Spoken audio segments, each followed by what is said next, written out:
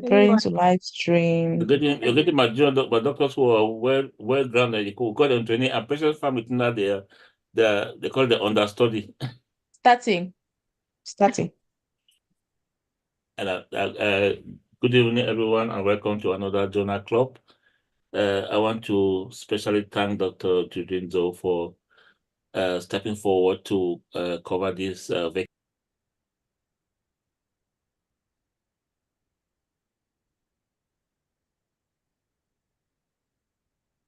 Am I the only one who's lost Uncle Val?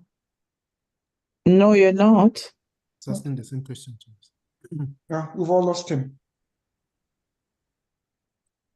Judwin, you know your presentation is not in presentation mode, right? Are you going to put Yeah, no, yeah. Okay.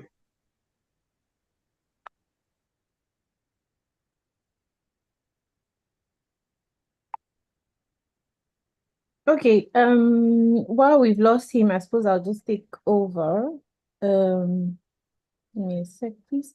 So anyway, you all know me. I'm Judwin. I'm a pediatric. Val says you're not a trainee. Well, I'm a junior doctor, very junior at the Birmingham Children's Hospital, where I'm a... No, you are a postgraduate doctor in training. I'm not quite sure what happened. He's back now. Good. I'm not sure what happened to my apologies. I'm not sure my line just went off. Anyway, I was saying we're grateful for Dr. Ndzo for accepting to step forward and do this talk today. As we all know, Dr. Judwin Ndzo is a specialist registrar in pediatric gastroenterology and hepatology in the Birmingham Children's Hospital. And she'll be talking today on deranged LFTs in the teenager. What will you do? Can't wait to listen to this because I'm sure, as we all know, when the teenagers are unwell, we have to do everything in our powers to make sure we get them right. So thanks so much, Dr. Ndzo, and I will let you take over. Okay, thank you, Uncle Val. Very nice to talk to you, everybody. I thought I was going to talk about a case that I had managed. It's very short notice, obviously, but a case that I had managed when I was a more junior I think it was my first job as a registrar. And I thought it was one of the most challenging cases I'd worked on. And being now working on the liver unit, it kind of, I always go back to the case and it helps me reflect because it was kind of quite a unique case. So patients, so it's a very participatory talk, to a greater extent. So I hope everybody will participate, and I hope people don't feel apprehensive because it's children. So this lady was a teenager. She was 16, presented to us. So just a bit about her background. So she had the background of von Willebrand's disease, which was diagnosed in the context of heavy periods by her GP. So, and for that, she only takes iron tablets, but also takes a mini pill to manage her periods. She had a personal history of, just as part of her social history, she was at school, in college, had a history of suicidal attempts, but it was not known to CAMS. Obviously, these are questions that we always ask, especially in A&E, standard questions. Had a period of self-harm, but never sought for help or never been to hospital. In her social history, she does live with her mom, 2 younger siblings, but dad was not quite in the picture. She had a brother who had ADHD and took methylphenidate for that. So the main reason why she came was because she had this severe, just vomiting, just unretractable vomiting, just unable to tolerate any fluids at all. She also had some abdominal pain. And just going back to the history, she normally physically was always fit and well, but 2 weeks prior to that, she did have antibiotics from her GP for a sore throat. At this point, what else do you want to know? Anybody? So she's coming. Have you given us all the history? Yeah, well, so no, I'm not giving all the history, but as the great doctors we are, what kind of things we want to know. So Anna asked about fever. You want to know about fever? No, there's no fever. What's her ethnicity? She's a good question. So she's a white girl, white British Okay. Caucasian girl. Okay. And the abdominal pain, when did it start? Or is it like an acute history? When did Yeah, that so all start? of it started the very day. So she came in the evening and all of it started just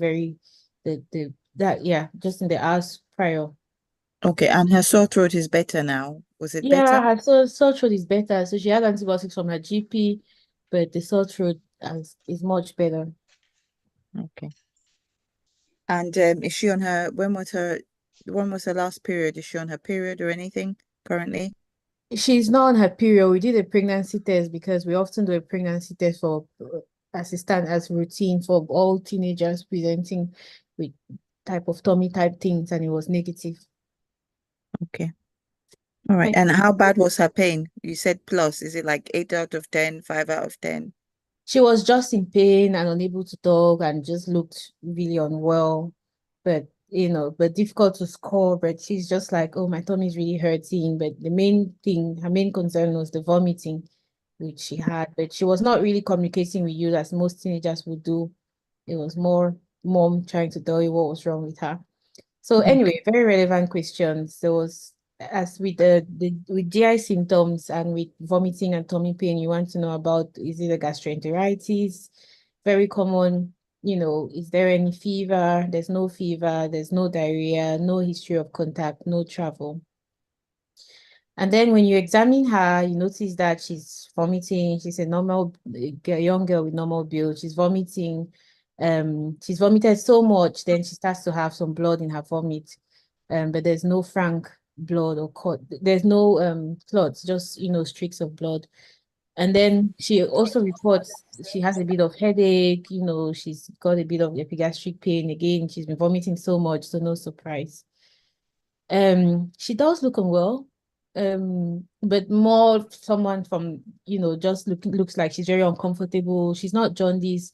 She looks dry. Of course, she's been vomiting a lot. She's not she last passed wee in the morning, so you think, oh, she's probably a bit dry. Okay, so then on assessment, she is you do your A to E assessment. She's breathing in air, airways are patent, she's saturating well, there's no work of breathing, chest is clear, she's slightly tachypnic, but you're a bit like, okay. So breathing a bit fast at 25 to 30. Clinically, she looks a bit pale. Heart rate is 96, but which is again not particularly concerning, but it's a little bit high for her. Blood pressure, it's normal. Capillary refill time, normal. Cardiovascular examination, otherwise normal. Again, she looks dry, but she doesn't look like she's in shock. However, when you do a gas, surprisingly, she has a pH of 4.8, and I didn't put it here, but she has a pH of 4.8, but a base excess of -3. What do you mean by pH of 4.8?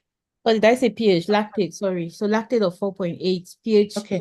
7.36 within the normal range. But the base excess, I said I didn't put the base excess. The base excess is kind of -3. And then her D, she's alert, she's oriented, pupils equally reactive. She's subdued, she's emotional, she's anxious. Her tummy is soft, not distended, but she's a little bit tender in the epigastrium and the lower abdomen. Now, putting on your doctor hats, what are you thinking? What do you think might be wrong with this girl and why? I know it sounds ridiculous. Hope she's not pregnant. Very No, they good did a question. pregnancy test. Yeah, no, but I think maybe you came late, but yeah, we did a pregnancy test. It's not ridiculous, very, very plausible. Let me just add here that Lady John has bad mean for speaking, so Uncle Val is not allowed to talk. Yes. So Elmin has been writing some things in the thing. Can we go She back to your wanted to ask previous about slide, sexual Judwin? history. Let me Pardon? see. Can we go back to your previous slide, Judwin, please? Yeah. So, oops, Yeah, we want to see the the gas. gas. Yeah, The gas. oops. So that lactate being so high, so her history is it that acute? Definitely that Yes, yes, it's like so she was okay. well the previous day according to mom. But Okay. then again, she's a teenager. She's not telling you much. The history is all coming from mom. Is she taking any medication regularly? Other than so going back to so she takes iron tablets and she takes her mini pill. Nothing over the counter that History of she's suicidal bought attempts. or anything like She's that? not telling you much. She doesn't tell you much, but again, as far as you know from the history, that's what mom tells you. She takes mini pill and iron tablets. She doesn't take any drug over the counter. If she has to take, it will most likely be mom buying. But that's as much as you get. And she tells Yeah. you when you ask her, she tells you no, she doesn't take any over the counter drugs. Okay. Something's not adding up. So I guess we need There's more. just an Did you addition. did you check for any alcohol intoxication That's a when very she good presented? question. Yeah. Well, you asked. So earlier in the day, I missed it. So earlier in the day, she'd been with her friends, just about 6 hours before she presented. She'd been with her friends, but again, the mom tells you that she's a very sensible girl. She doesn't take alcohol, but again, proud to that. So she'd been with her friends in the afternoon and then went back home to mom and then started being sick. Now there's a text from Helmin. Helmin says, query sexual history. And then she also says glandular fever. Yeah, I mean, good luck, all the best. Good luck trying to get a sexual history in front of from the teenager. Like they eat, some of them are very open. I didn't ask about this, but some of them are very open about it with their parents. But some of the parents will say, God forbid, she doesn't do those kind of things yet. And the child will look at you and you look at the child, you're like, yeah, something's amiss. But in this case, we didn't ask about particularly about sexual history. However, she's tender in the tummy generally, but it's not particularly pelvic. Okay. And And it's what Naomi was asking, what antibiotics did the GP give her? so the parents are not quite sure, but she took something that she had to take 3 times a day. Yeah, yeah. Felix wants you to do some tests, tox screen, Okay. paracetamol. I totally agree with the abuse of, that's very different. Sexual history, glandular fever. Yes, very possible glandular fever. What antibiotics did she receive? So tox screen, paracetamol. Again, any particular reason, Felix? You can say She's had recent history of suicide attempt, right? Did you no, it's say? not recent. It's just part of her history. When you take her history, Yeah. as things when they come to ED, you want to ask about things like mental history, so you ask about those kind of things as well. So anyway, Because her lactate is high. That's what Felix said. The lactate is high, so he needs to do a tox screen. We don't know what the cause of the lactate is at the moment. That's very good. Anyway, what about have you done the other bloods, Fubocan, LFTs? So you want to do the blood CRP? test? Yeah. So you want to do full blood count, LFT, CRP. What So else? somebody said, yeah, paracetamol and alcohol, which you say Yeah. What else? likely. I'll go with the baseline first. So in a 16-year-old not- girl, she comes in looking, vomiting, tummy pain, looking unwell, raised lactates. What are we thinking first? What's the thing that we really don't want to Raised meet? lactate it gears me towards infection, right? Yeah, so we want to make sure that we're ruling out sepsis. I think it's really important Yeah, to rule out sepsis in this young girl. definitely. Yeah, So so you can do, but she's not septic, is she? Apart from the lactate, you say she's got no temperature well, there's no history of temperature. from the bloods But anyway. We yeah, can orientate ourselves. yeah, So yeah. yeah, So but CRP, workout, LFT, all of that. C1Es. So Let's you will just Sorry, do take all of Jan, that. you moved her and because the lactate was high and she Yes, looked up. because the lactate was high. I Yes. mean, in children, we and always get either capillary or venous gas in the first instance. But in her and we don't often get IV access, but in her case we did because she was dry. She's a little bit dry. So this case, I've tweaked it a little bit. I've kind of mixed 2 cases I had, just to make it a bit more exciting. But so we don't often get IV access because you don't want to upset people, the child or the parents, or make the experience traumatic for them. But in this case, we did because she looked a bit dry, wasn't going to the read feed. So, and surprisingly, that's what the gas showed. Okay. So sepsis management, A to E, IV access, blood sent off, full blood count used in it, LFTs, clotting, fluid resuscitation, as you would, IV access, IV antibiotics after getting the blood cultures. And then the lab brings you and tells you, oh, this girl was we don't have any record of her on our system. That's Anna ringing, but the ALT is 117, PT is 16, and Billy is 18. So clotting, she's a von Willebrand, right? So she's a von Willebrand, yes. So unfortunately, they don't have a record of her on the system, so they don't have anything to compare previously. Again, so we've already started sepsis management as we would. What are we thinking now in terms of differentials? This is a 16-year-old girl who's coming unwell, vomiting, tummy pain, and an incidental finding of raised ALT and an abnormal clotting and raised Billy. It has to be something to do with drugs. Come on, like has she taken something? It has to be that. Why? Why do you think that? Well, sorry. No, I was going to say that has to be paracetamol overdose until proven otherwise. Yeah. Why? she's got deranged Clotting liver. and sorry, go on. Yeah, okay. No, Deranged liver. Johnny, you said paracetamol overdose until proven otherwise. Why is that? Yeah, because her ALT is up, her PT is up, and she's presenting with, what sounds a bit like gastrointestinal, or you could be a gastroenteritis, that sort of thing. I mean, that's. When she's And not got again, diarrhea.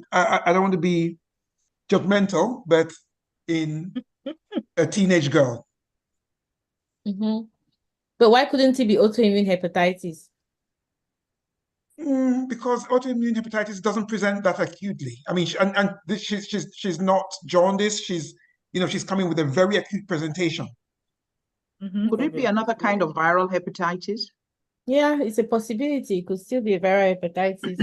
Yeah, I mean, again, I would expect it to be glandular jaundice. fever. Could be glandular fever. Mamimo that's very much your That's true. Glandular fever. Yeah, those are all very plausible. It could be paracetamol. It could be, glandular fever. GP gave her. I think yeah. that is it VBG that you did. Yes. You said it had a base excess of -3. -3. So she's like compensating. No, acidotic. Yeah, she's acidotic. Acidotic compensating, isn't it? Yeah, she's used up her base. compensating. Yeah, because her pH is still normal. Yes. So I think that drives towards Johnny's Okay, so all very plausible. Acute viral hepatitis, very common in children. Again, hepatitis A, but tends to be more in younger children. Autoimmune hepatitis, that's around the typical age where we see in children, teenagers, young girls, more common. And as Johnny said, yes, it could present at that age, but it's often more indolent, and often they'll be jaundice when they come because it's been going on for a bit. They often present with jaundice. She's not this young girl, she's not jaundice, but her body is a little bit raised. Mastod, anybody knows what mastod is? Champagne for anybody who does. Wait, let me open Google. Champagne done 5, 4, 3, 2. Look at you. Do with liver disease. 1. Ectotic liver disease. Oh, come on. How do you call it? So is the I wasn't sure if they use the same thing in adults, but anybody heard of NAFLD? Yeah, NAFLD. We know NAFLD. Yeah, we know NAFLD. NAFLD is the pediatric equivalent. They used to call it NAFLD. They used to call it NAFLD in children as well, but it doesn't quite make sense because we don't even see alcoholic fatty liver disease in children. So NAFLD is metabolic associated steatotic hepatic liver disease, something like that. Actually, if I'm not mistaken, I think even in adults they're renaming it this. If I'm not mistaken, anyway, they are renaming it something else. I think I think it's also renamed. I agree with you, John. I think they are renaming it this way in adults. Yeah. So MASLD is something that I think GP should be very aware because it's getting quite common. And, you know, when you see children, when you do bloods and you have an incidental finding of MASLD, think, and of race LFTs, think MASLD. It's quite common in obese children, and not quite common. I mean, you would tend to see in a child who has certain features of metabolic dysfunction or metabolic syndrome, notably obesity, type 2 diabetes. But again, sometimes the obesity is not that obvious, especially in Asian and African ethnicity, where they tend to have metabolic dysfunction at lower BMI. So always think about it, and obesity counseling and help is very important. Drug induced, very important. And the things, Johnny said a few things. Yes, perhaps it's quite acute. Also, you know, we give amoxicillin to people in sore throats, for example, but it can be associated with acute liver dysfunction, acute liver failure. Amoxicillin, often they recover, but it's good to be aware. So, you know, sometimes we give antibiotics and then you think, oh, you know, it's just amoxicillin, but it's not just amoxicillin. We do see after amoxicillin, we do see acute liver failure after amoxicillin. Again, it could be something like pancreatitis. She's a young female. Pancreatitis is generally rare in children, but again, we've had morbidity from pancreatitis on a rare occasion. So it's something that we now encouraging people to start to think of. And it could also be things like celiac, but again, that's too acute to be celiac. Alpha-1 antitrypsin deficiency, again, it's more indolent. I think Yeah, that's too acute. Yeah. it needs to be more indolent. And to ascertain the cause, I'm sure we will do all the necessary investigation that we have to do, you know, but how would you differentiate drug induced? So Johnny is very certain that it's paracetamol overdose. Now, how will you tell in this teenager? Uncle Valerie, feel free to talk now. Paracetamol, you measure the paracetamol, isn't it? Okay, so you We do the do tox paracetamol screen. level. Yeah, you check the Mm. paracetamol level. But you know the graph, so what sometimes you could have undetectable levels, right? When it's kind of falling. But anyway, yes, you check the paracetamol levels, but also, how do you assess them before you get the levels, the results? How would you assess in a teenager? In this teenager, how can you tell or get a, you know? So you Just say ask her again. appropriate history and she's saying no? Yeah, you ask again. I think I Ask told you guys the again story. I told you directly. guys the story recently when I shared on the WhatsApp group of this other case I saw in ED in Birmingham when I saw this child. If the story doesn't fit, always think further. I saw this teenager who had she came in with seizures and raised lactate of 8. They all thought it was pseudo seizures until the lactate was 8 and everyone was scratching their head. So they did a CT, everything was normal, treated her for sepsis and sent her to the bay, you know, to kind of the assessment unit. And I saw her and I was like, oh, something's amiss, and asked mom to step out. And that's how I certain that she'd actually taken paracetamol overdose. So again, just have, when dealing with teenagers, have those, just have a higher index of suspicion and just try to find ways to kind of tease out the information. So in this case, fortunately, the friend rings the mom and gives some additional history. They spend some time with her. And while she's in ED, she'd been texting the friend. So about 14 hours earlier, she felt low. She took all the tablets she could find at home and she left a suicidal note. And so that was about 8 a.m., 6 a.m., sorry. She took them all in one go, went to a friend's place, and then was being sick, told a friend. She had to go to the hospital, but she went home, and then eventually, because she was being sick, then that's when mom brought her to hospital. So you get the more bits of the history is actually ticking down.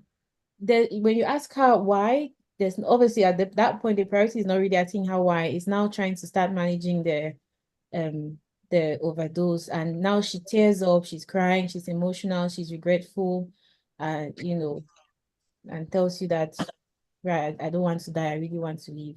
And these are the medicines that she's taken. So she's taken cocodamol, paracetamol, she took her iron tablets, she took ibuprofen, she took cetirizine, she took methylphenidate. Those were her brother's medicine. So quite good doses of everything. Wow. So yeah. And so the paracetamol in total works out about 360 milligrams per kilogram. And the iron works out at about 79 milligrams per kilogram. And you check in the UK, we check ToxBase. So ToxBase is the database. I'm sure you do the same in adults. It's a database for medicines, not just medicines or chemicals, or to kind of, that gives an idea of toxicity and management and things like that.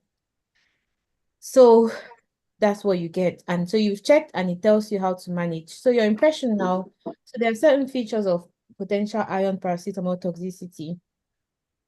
But there are other medicines that she took, the methylphenidate, codeine, and according to ToxBase, as per ToxBase, most of them just need a period of observation, and that period has elapsed anyway. So now, what's your continuous management? So you repeat the bloods again, you send off paracetamol levels, salicylate, continuous fluid management, and then you start N-acetylcysteine, which is what we use in paracetamol. Yeah. And now you also ring the poison center and they advise continue the NAC, give 10 mils per kilogram.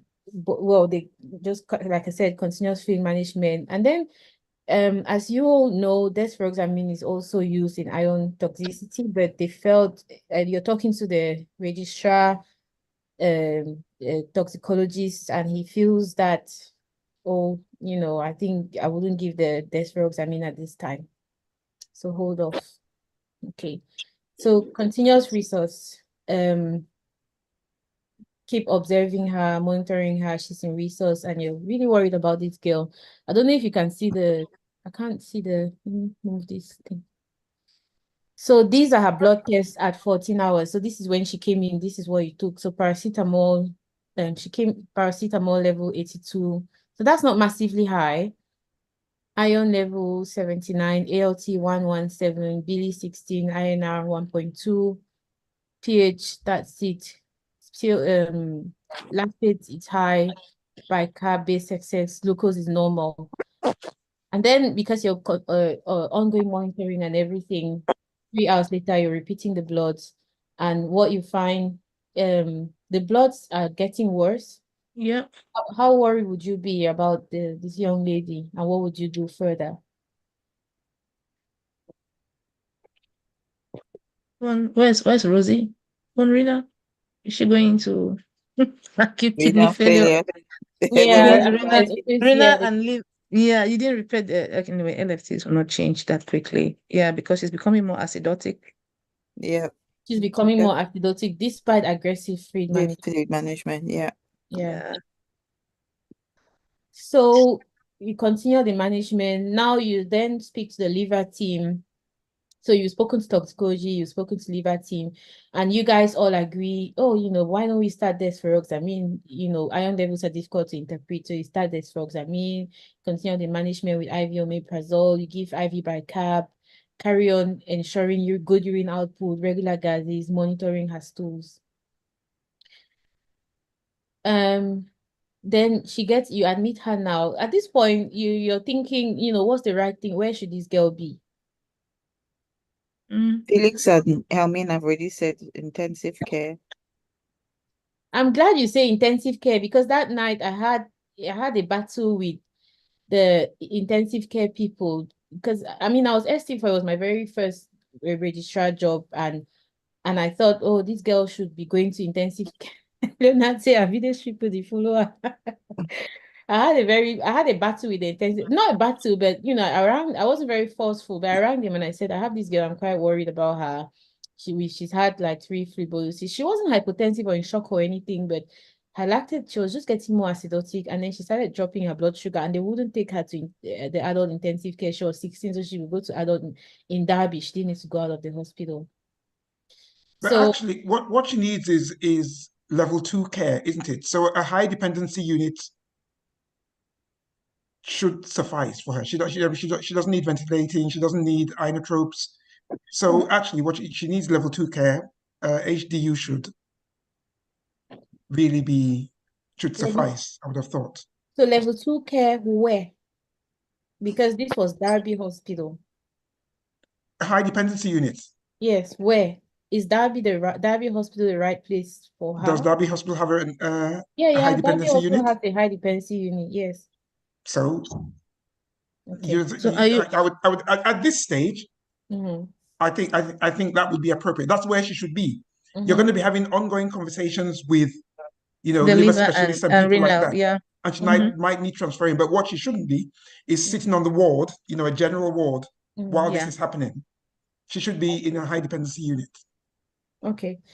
I agree, but you know, it's a bit tricky, isn't it? Because she's you've rehydrated her, you've feed resuscitated her, you've given her 30, 40 feed boluses, meal per kilo feed boluses. In children, by the time you reach 30, 40, you start considering ionotropes. But in this case, I don't think at this stage of liver failure is not something that we see a lot in children. I don't know what the management would have been in adults, but we don't see it a lot in children. So I really don't think, I feel like people didn't quite know what to do with her, at what point to say we're extremely worried, you know, even though the guidelines are clear, as I'll show you guys earlier.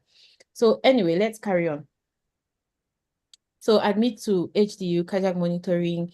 And at this point, the main problem, so she has deranged clotting, her LFTs are rising, she has multiple episodes of hypoglycemia overnight, she has persistent lactic acidosis, and she started having dark pools and vomit.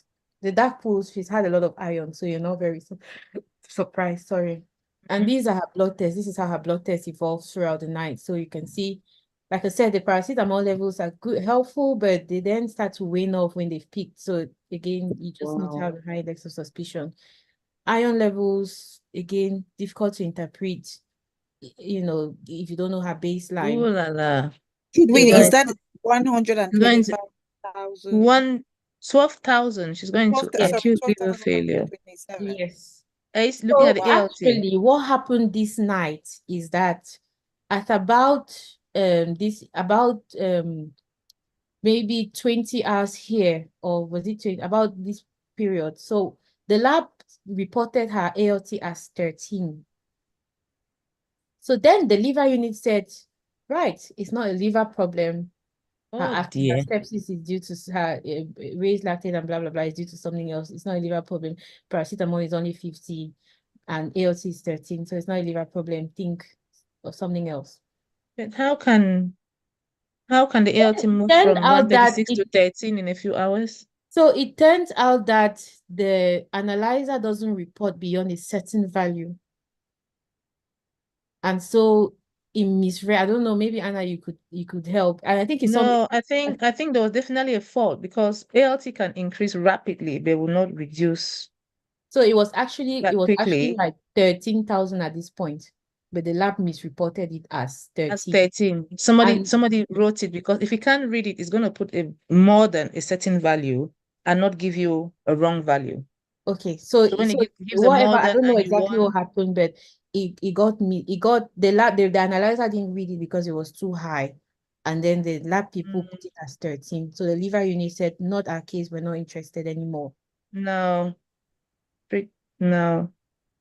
they should have asked for it to be repeated, isn't it? Because if at 17 o'clock, exactly. If it doesn't look right, 17 hours, you had 136. You don't expect it to be 13. You have to carry that result, isn't it? If it doesn't look right, it's not your problem. It's not right. You repeat it. Yeah. So we repeated it. You can't say it's not your problem. Lady Jan, sorry. Let me just come back here.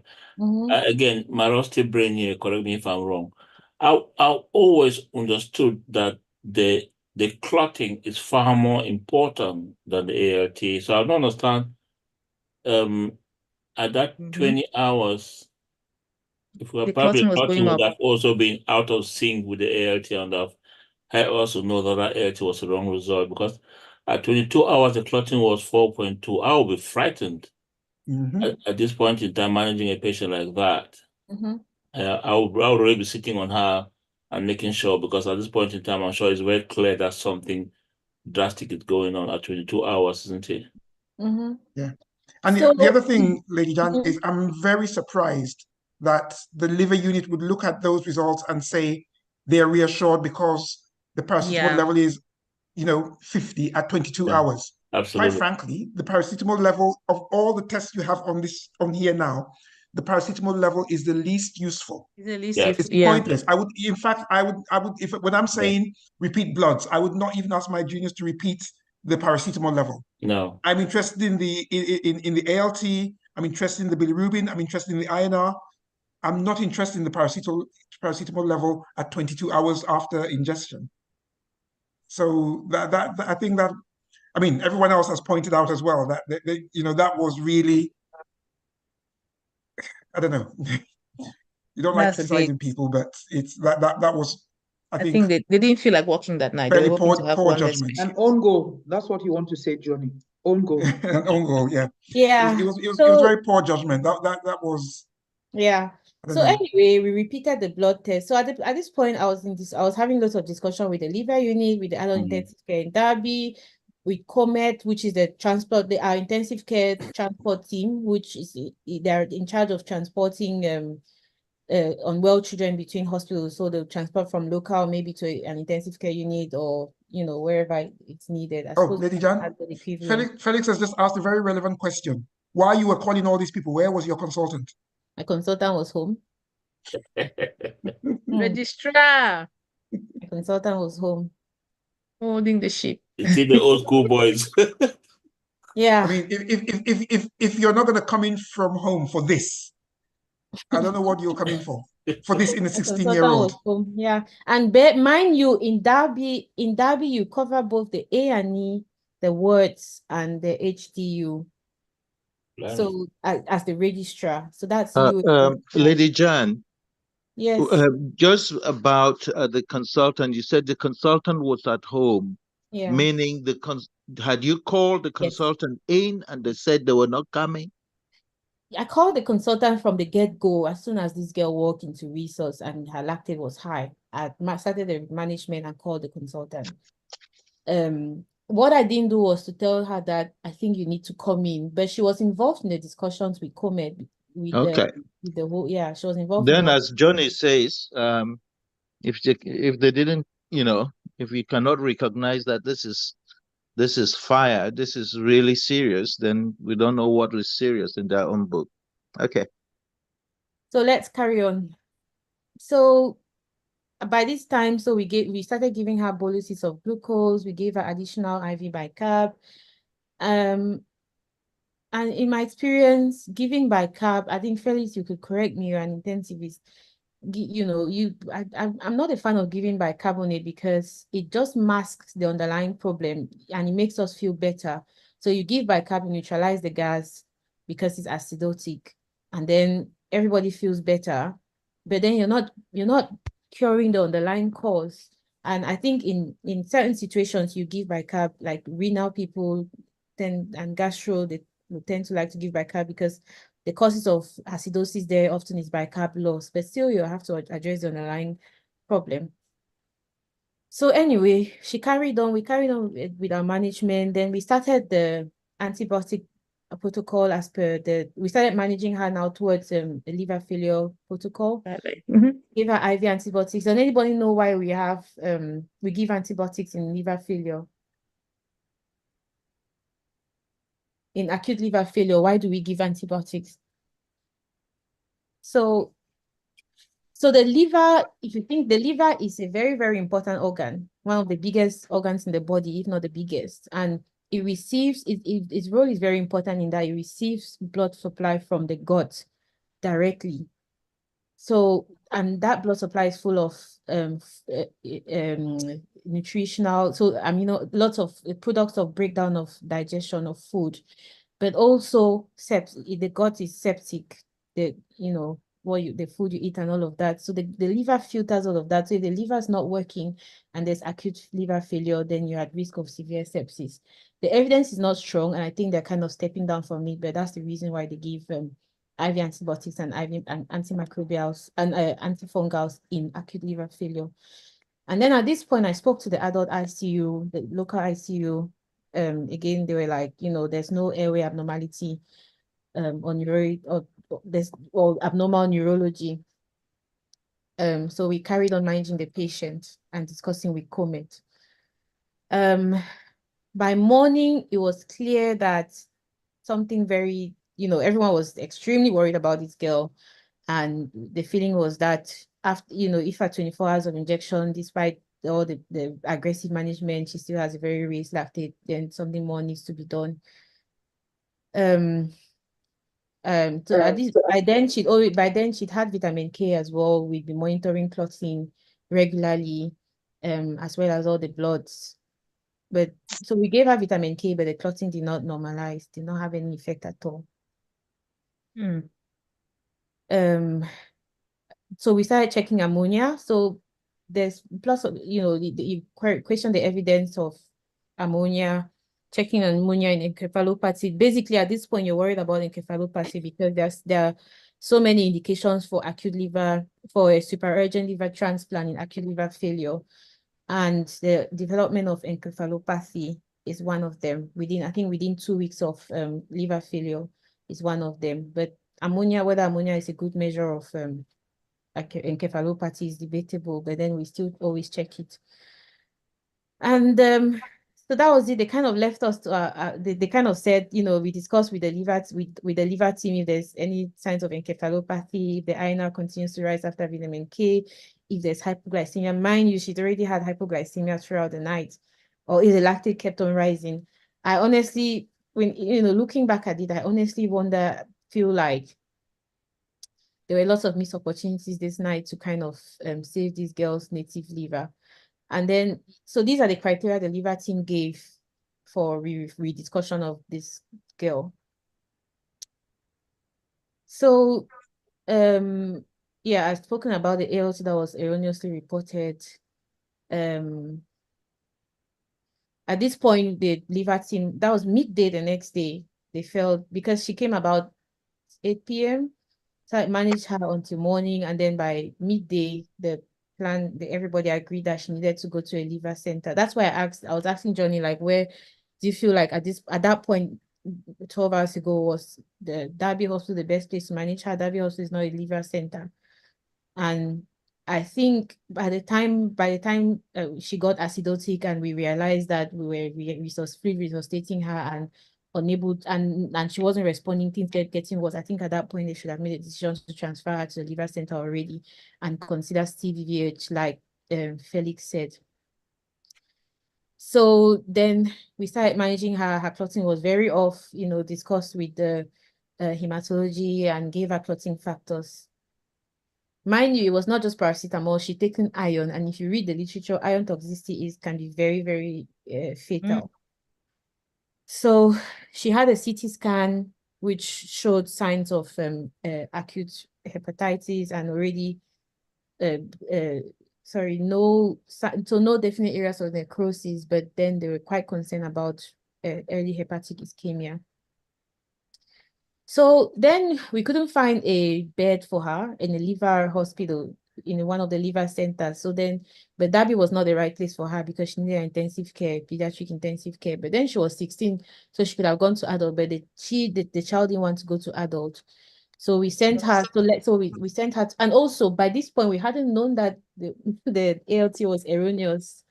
So the liver team said, oh, she's not a liver patient. So then she went to Leicester. I wasn't there by this time. She went to Leicester because I was on a night shift and then I'd left.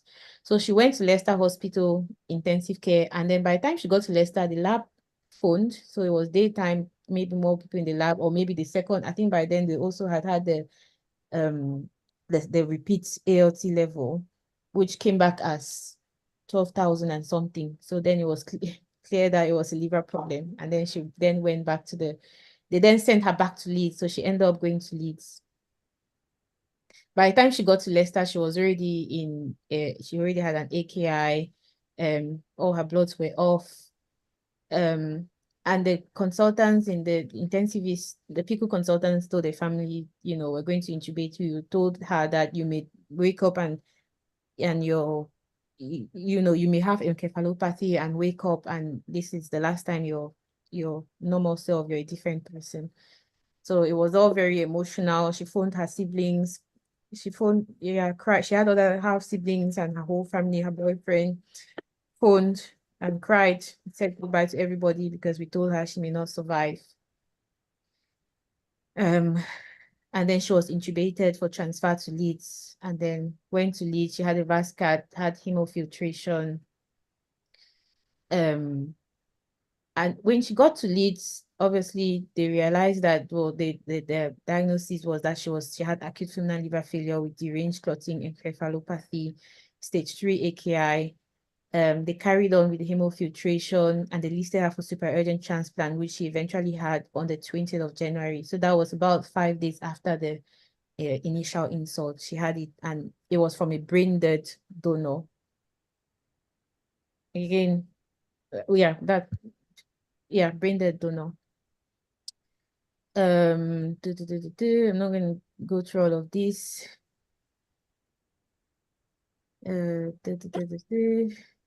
Yeah, so after her transplant, obviously, very important to not forget that the trigger for this was a mental health crisis. So she was assessed by the CAMS team, and it's very easy to forget because she's just had a transplant. It's very complex. Everybody's worried about the whole liver and all of that, but it's still, that was addressed. She was then moved on to Derby CAMS and then was discharged eventually after she made good recovery. Her kidneys recovered. She was off hemodialysis. She didn't have any encephalopathy. Right. So discussions. In the discussions, I wanted us to have a look at this list. I'm not sure if everybody can see. So in the UK, these are the criteria in summary for a super urgent transplant. And the criteria is divided into paracetamol induced into causes. So whether it's depending on whether it's a paracetamol induced liver failure or a non-paracetamol. Why? Because when it's a paracetamol induced liver failure, the prognosis is often good. So you're more likely to to transplant them in that case. So basically, the criteria are, if in paracetamol induced liver failure, so pH less than 7.25, more than 25 hours after adequate resource, INR above 6.5. I think we use 5.5 now. This is probably old. But we very much rely on the INR, and it's one of these factors, doesn't have to be multiple. So looking at encephalopathy and AKI with anuria, what else? I think basically those are the most important things that we look at. So yeah, so just discussions. What do you think? What are the things that you feel like, about this case? What could have been done different? What are the things that went well? What are the missed opportunities?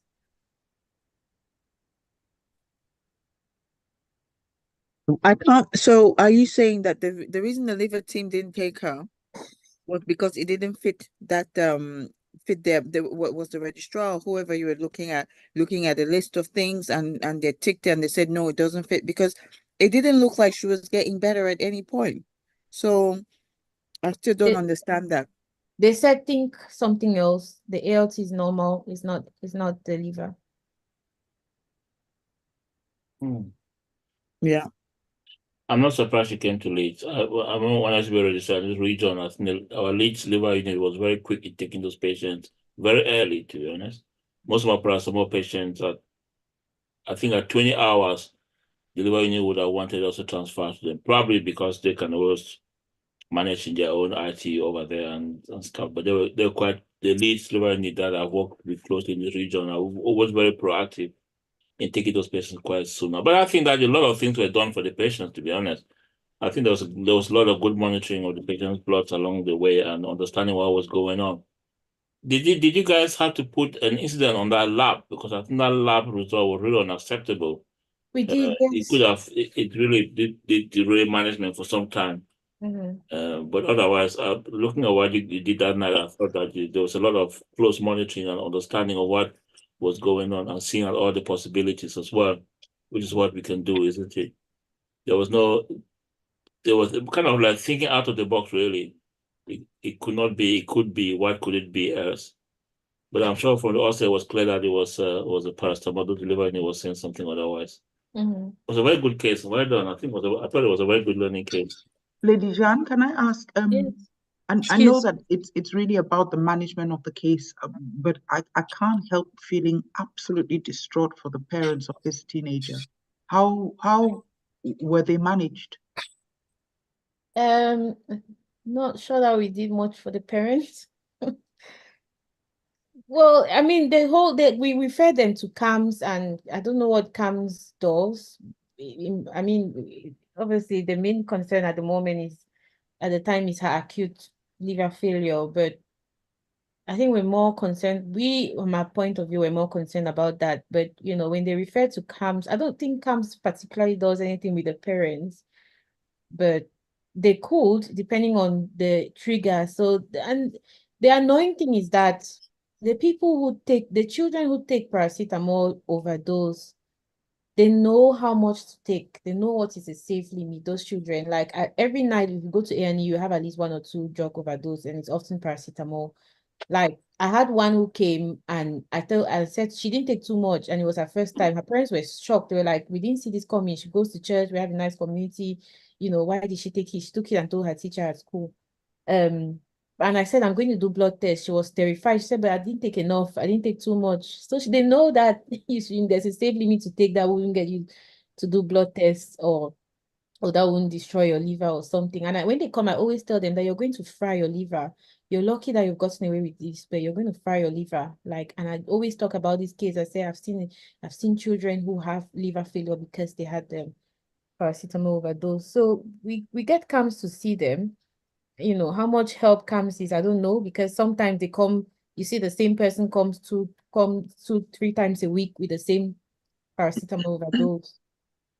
So as a pediatric gastroenterology hepatologist in the making, what do you think about this whole thing about you can't buy more than 2 boxes of paracetamol in Asda, Aldi, and so on? And if this is such a significant problem, how do we get about it? That's a good question. I suppose is it a problem in adults as well? I mean, paracetamol overdose, how common is it in adults? Yes, they still take it, and also people that want to do it and have their medication on repeat prescription. Judwin, there is a lot. Huh? Yeah. I was saying there is a lot in the adults. Yes, Okay. a lot. Yes. So Anna, I think it's Anna or somebody who told me about the system. Is in Italy or somewhere where you don't buy paracetamol over the counter. Yeah, you don't You get buy in the pharmacy. Yeah. You don't need a prescription, but you have to go to the pharmacy. And when you buy from one pharmacy, there's a record in the system to say you There's bought. a record in the system. It's I don't think so. Is it not? No, there when isn't. I was working there was a record in the system. So if I were to go to Pharmacia X, and maybe in the same region, you have it. Well, if I could interject, not that I'm speaking authoritatively on the paracetamol and the packaging. The whole idea is to make a very delayed, so that you do not have those people who are just acting impetuously, you know, just out of impulsion. You have to think about it, you have to go collect, you have to buy from one shop to the other, and you collect. So it's just putting those sort of processes in the way that, you know, just out of impulsion, because you're angry about something, you know, you just go take. And it has had I don't know the figures, but I'm sure if we look at it, the figures of paracetamol overdose dig deep for a bit. I don't know what they are now, but they did deep. If you just think you have to go get the 16, and then you go somewhere else to get another 16, and then for when you're a child, it also becomes a bit more, much more problematic. If you think about it, just around me, I've got Aldi, I've got B&M, I've got Iceland. It's walking distance. So that's 16. That's 48 tablets for me in 10 minutes. So somebody who is decided it's not a problem. To put a lot of intent. An adult, it's been shown that taking an overdose is mood enhancing. What? Mood enhancing. I mean, people get a pang out of it. Some people get a pang out of it. Like taking paracetamol overdose. Whatever overdose. Just the thought There now, you're was doing something extra. I was in is that at non-lethal values, Uncle Val? In a general conference in which Dr. Stephen Waring, which is one of the colleagues I work with in New York when I was registrar, he was a consultant. He's one of the toxicologists. You know, you call it the poison center. He's one of the people who work in those centers, and that's one of the talks that he gave. Not for everybody, but you know, if you are working the AAU, there's some people who come there like every 2 days. If you are working at acute medicine, some people don't. There are some people who come in. So you have to distinguish between those and those people who really did it to cause some harm, and those people who did it to seek for attention. Unfortunately, it's difficult for you to differentiate who is who unless the habitual one, because the one who could just do it the once could just be the one who does the fatal one time. That's the problem. But there are some, that thing. Yeah, go on. But there are some people who, even in AAU, they'll say to me, I need this putting in place, because if you don't put it in place, I'll go home and I'll do it again, because I cannot control myself. And what can you do? But want to ask a very, very important question. I'm not a PEDS doctor, so it's difficult to make that comment on the PEDS. But the patient's family, how do we manage them in that situation? Because you can imagine how distraught they would be to have your family member do make an attempt. I've never thought about. They'll come to us now. I'm honest. They'll go to Linda them. I've never thought about them. The parents will probably develop some problems of their own, and then eventually end up with their GP and they'll all go for counseling. But I've never really thought about what happens with the parents. That's a very good question. I know before COVID, so our children with mental health problems, some units and hospitals, and there were so many programs, family therapy and things like that. But after COVID, that all went to the drain during COVID.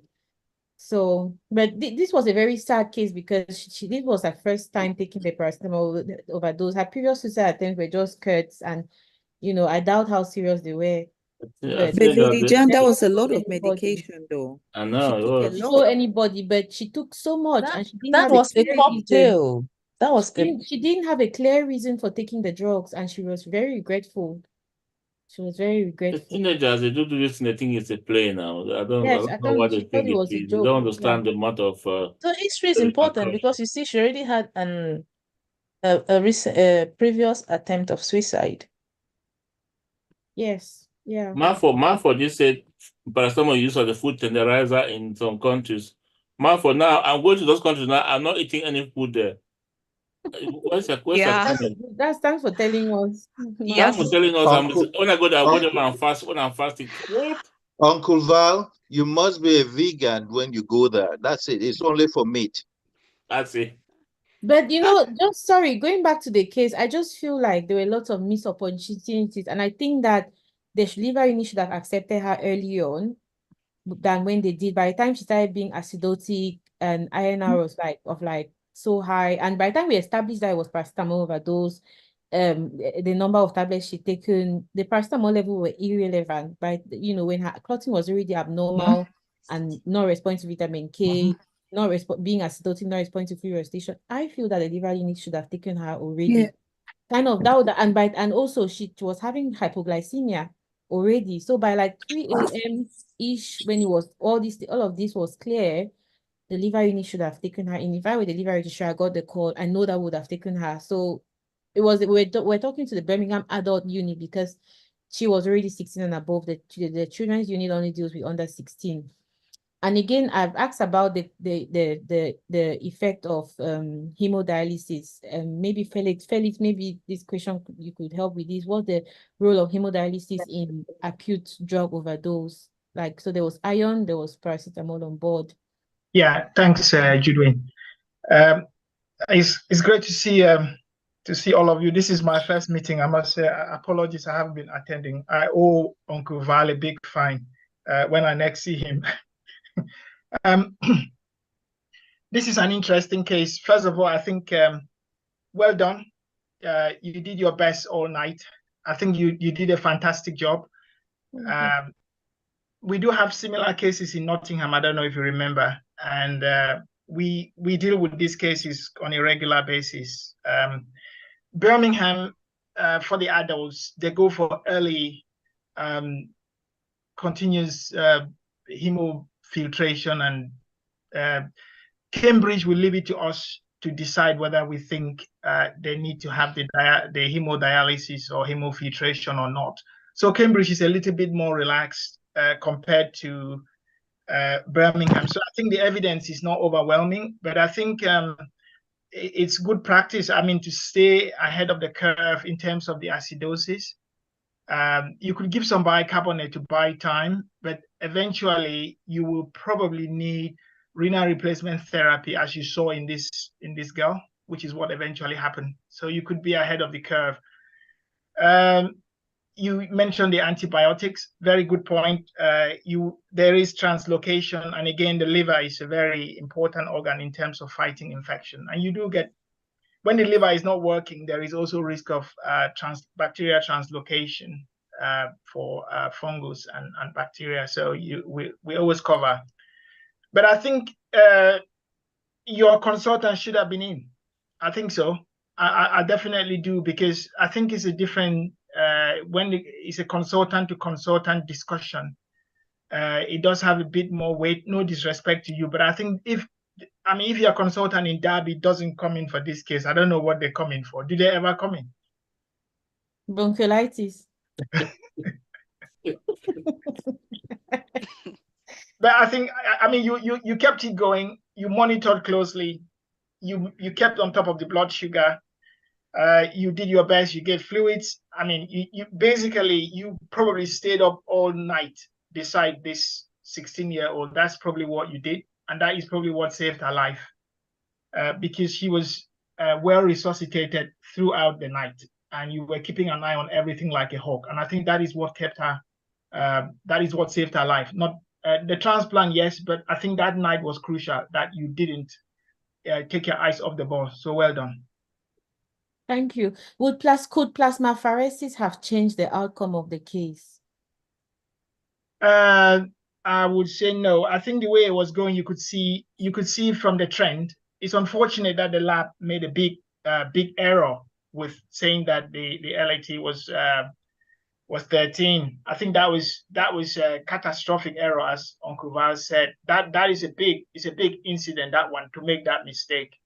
You could see from the trend where it was going, isn't it? So you could see from the trend that she needed to be in a liver center. I mean, those kind of cases in Nottingham, we would be on the phone. We don't have liver transplant in Nottingham. We would be on the phone to Birmingham, to Cambridge, and sometimes to Leeds. So sometimes we attack 3 centers at the same time. So we don't just talk to one center, because there is the bed issue. And while waiting for the bed, we usually start the hemodiafiltration just to get on top of the acidosis. And the other thing is, we have a low threshold to do a CT scan, not the ammonia level, because when the clotting is deranged, they may bleed into the head. Mm-hmm. You know how we're all twitchy about doing CT in children.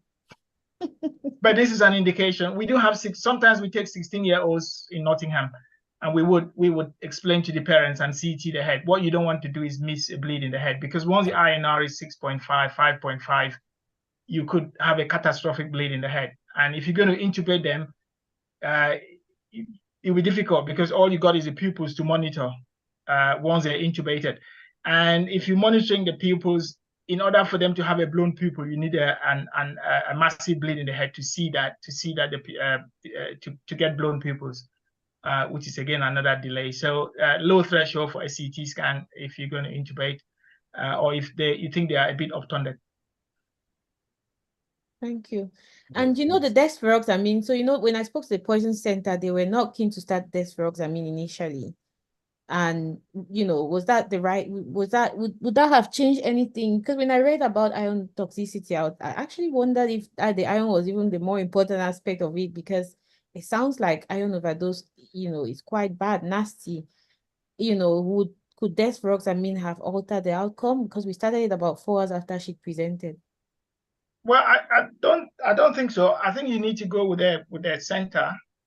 You have to work with the center, because I think the liver toxicity, the paracetamol was the overwhelming thing that was going to get that liver. The iron is not a benign thing, but I think the paracetamol is the one that was going to finish the liver off.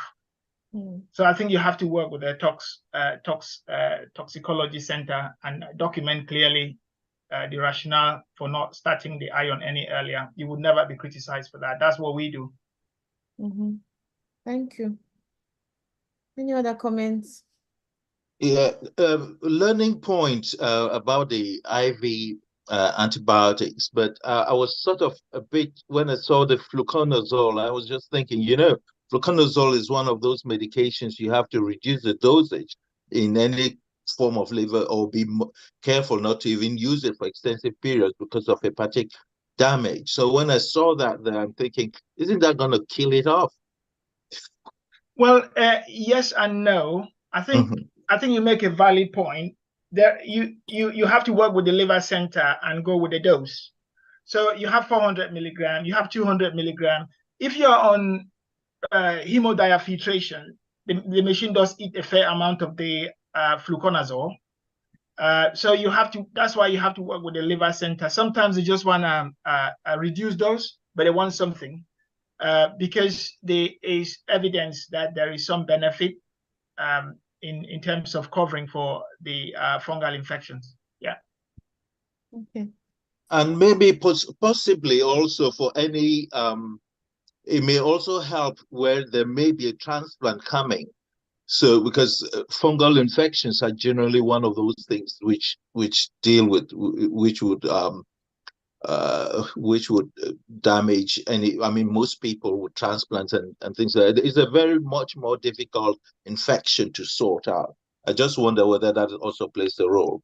Yeah, as you rightly said, if you're already carrying a fungal infection and you're going to have a transplant with absolutely no cover, I think it's a big problem, isn't it, for the organ that is going to be transplanted, because you're going to transplant immunosuppressed and you're already carrying fungal infection in there. So what Birmingham usually does to us or Cambridge, is to tell us to use a lower dose, like 200 milligram fluconazole. And I think fluconazole is a lot more benign than amphotericin, ambizone, and all the other conazoles. So I think you got to give something. The antifungals are never benign, isn't it? There is hepatic toxicity, renal toxicity. So I think on the balance, it's a reduced dose. And if you start the renal replacement therapy with hemodiafiltration, it's always nice getting back to the liver center again for those adjustments, because sometimes we'll be happy for you to just go on a 400 milligram once a day. Thank you. Felix, you're coming for the first time, and your contributions have been very, very timely, and it was like he knew you were presenting. Yeah, it's like he knew you had to be here. But just on reflections, just in conclusion, my reflection, like I said, I was a very baby registrar. But the things I learned about the job are when you have the patient in front of you, the patient is your responsibility, and you have to fight and advocate for your patient. Because I've always felt that maybe I could have done more in terms of advocating for this patient to get moved out sooner than she did. But I think I was counting on the fact that the specialist doctors know better, and if this is what they're saying, then I'll go with them. But in hindsight, I've always felt that this girl should have gone earlier than she did. But again, but as I say, I think you did very well being a first-year registrar and talking about support for the family. I don't know if you know about this, Judwin. In Nottingham, we have family liaison sister. So in this case, we would have put them in touch with one of our family liaison sister that night if there was any on call, or the next morning, because sometimes families don't want to accept that they need support. but we do have that facility in Nottingham. I don't know if you have them in your on the pediatric side in Nottingham, but on the adult side, we do have the family support, and we take that very seriously.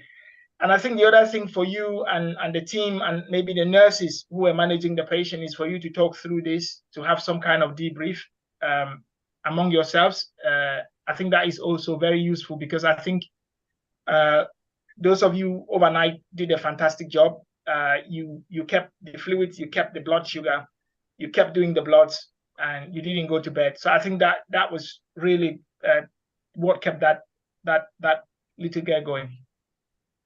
Thank you very much.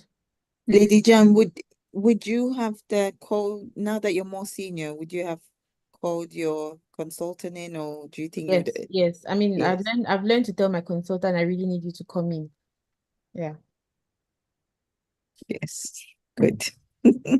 Ashia. And how with the parents? You know, I was also like my memo thinking about The about the parents and stuff. I had a child who was admitted to Adam Brooks recently, and the mom and the dad just came to see me in bits, crying. Then the dad called the next day, he can't sleep. So I can imagine that it would have been really hard. But did the parents give you guys any kind of feedback in terms of, were they just grateful Yeah, that they you'd did. saved their Yeah, they daughter? did. Yeah. Yeah, the mom remembered every doctor. She remembered me very well. She said she wrote a letter. She was thankful. She called names, and yeah, they did. Yeah. And Lady Felix, Jan, just maybe I'm sorry. sorry, just one more question. The way it was looking, could her liver have been saved at all? Or was it, or with everything she had taken, was that Yeah. going to be it? That's the same question I was asking Felix. Felix, like, could dialysis, could plasmapheresis have saved her? But I think all the people I've asked have said no.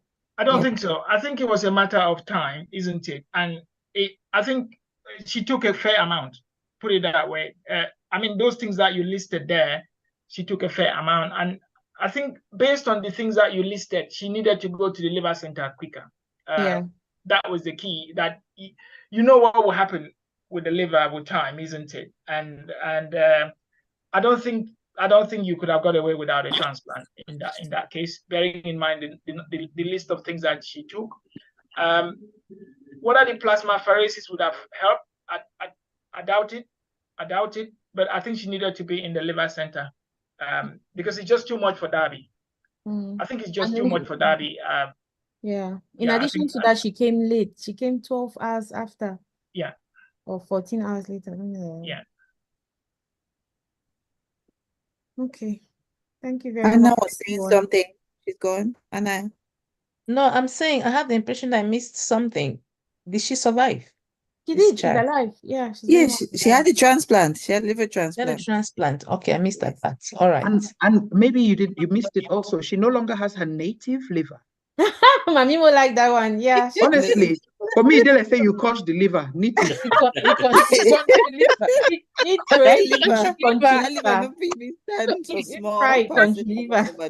Native. Yes, I don't get my native sense. Yes. Yeah. Oh, one last thing. Was she very lucky to get that? I mean, are there always livers available? Is it always available like that? Because that was quite lucky, wasn't it, or not? Yeah. I can answer that. Most of the big intensive cares in the country contribute significantly to the organ donation, and we are one of the big contributors in the country as a major trauma center, major people dying with bleeds in the head and things like that. So I think she's very lucky, put it that way. But there are livers around from the different big intensive care like ours with combined neuro and trauma. So there are organs around. So yeah, but not enough, because there are still people dying while waiting. But she went on the hyperacute list, which means the next available liver, which is compatible, she would get that, and which is what she got. It's also easier to match the liver than the kidney and things. Just on that note, I'm a donor. I carry a donor card. Just saying. Nice. I'm one too. My mom said, God forbid. How can you do that kind of thing? But I'm also one. Well done. Well done. Oh, this was so good. Thank you, Lady Jan. Actually, Lady Jan, when I was on the phone with her, when Uncle Val, we were having our little chats, and I just said, Lady Jan, you always have cases now. You always have cases. This was like 4 o'clock, or what time did we speak, Lady Jan? And Yeah. that's how she did it. And it's been so interesting. So thank you very much, Lady Jan. You're welcome. Thank you. Thank you.